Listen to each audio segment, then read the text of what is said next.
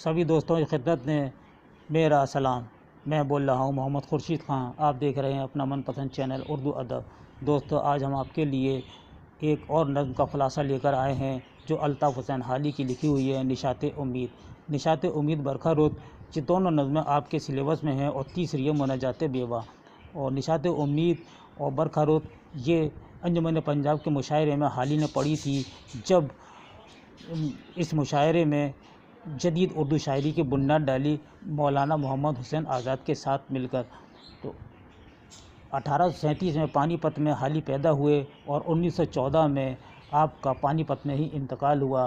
الطاف حسین حالی اردو شاعری کے اہم ستون ہیں۔ اردو میں نظم نگاری کو فروغ دینے والے شاعروں میں حالی کو امتیازی حیثیت حاصل ہے۔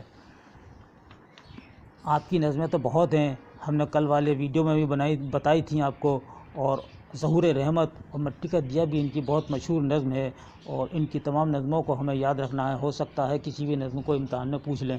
تو آئیے ہم شروع کرتے ہیں، لیکن شروع کرنے سے پہلے یہ بتا دیں کہ حالی نظم گو شاعر ہی نہیں بلکہ وہ غزل کے بھی شاعر ہیں۔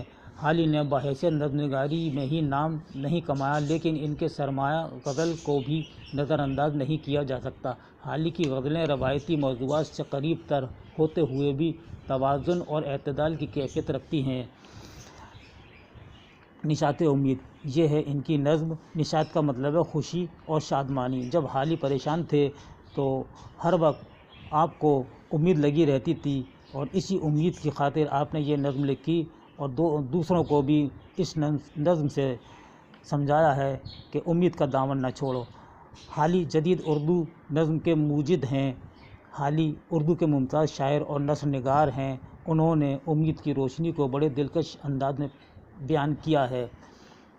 انہوں نے نثر میں حیات جاوید لکھی، حیات سعدی لکھی، جو سب سے پہلی سوانح عمری ہے اردو کی، حیات سعدی شیخ سعدی رحمۃ اللہ علیہ کی، اور آپ مشہور تنقید نگار ہیں۔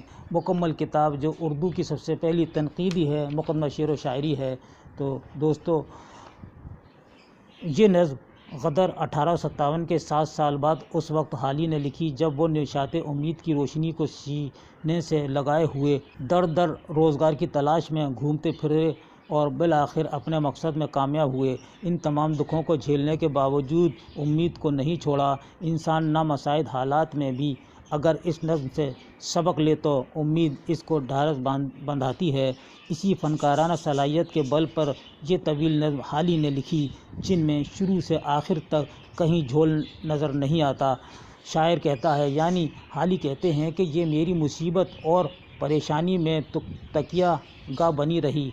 ذرا اس نظم کے یہ شعر تو دیکھیے: اے میری امید میری جان نواز، اے میری دل سوز میری کار ساز، میری صبر اور میرے دل کی پناہ، درد و مصیبت میں میری تکیہ گاہ، کوثر و تسنیم ہے یا سلسبیل، جلوے ہیں سب تیرے یہ بے قال و قیل، روپ ہیں ہر پنتھ میں تیرے الگ، ہے کہیں فردوس کہیں ہے سرگ، تجھ میں چھپا راحت جاں کا ہے بھید، چھوڑیو حالی کا نہ ساتھ اے امید۔ دوستو، سلسبیل کا مطلب ہے جنت کی ایک نہر۔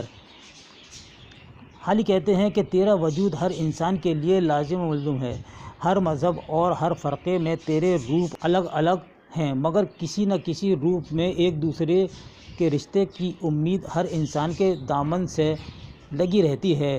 جب نا امید کی فضا چاروں طرف منڈلاتی رہتی ہے تو امید کی ہر نشاط کی صورتیں پیدا کرنے میں معاون ہوتی ہیں، اور اس سے ہر انسان کو حوصلہ ملتا ہے۔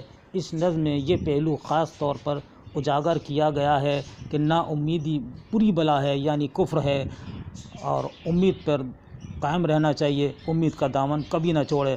بہرحال امید ہی سہارے کو حوصلہ اور ہمت دلاتی ہے۔ حالی نے یہ نظم بڑے دلکش انداز میں بیان کی ہے۔ دوستو، یہ تھا نشاط امید کا مختصر خلاصہ۔ اس کے ساتھ ہی اپنے دوست محمد خورشید خان کو اجازت دیجیے۔ اللہ حافظ۔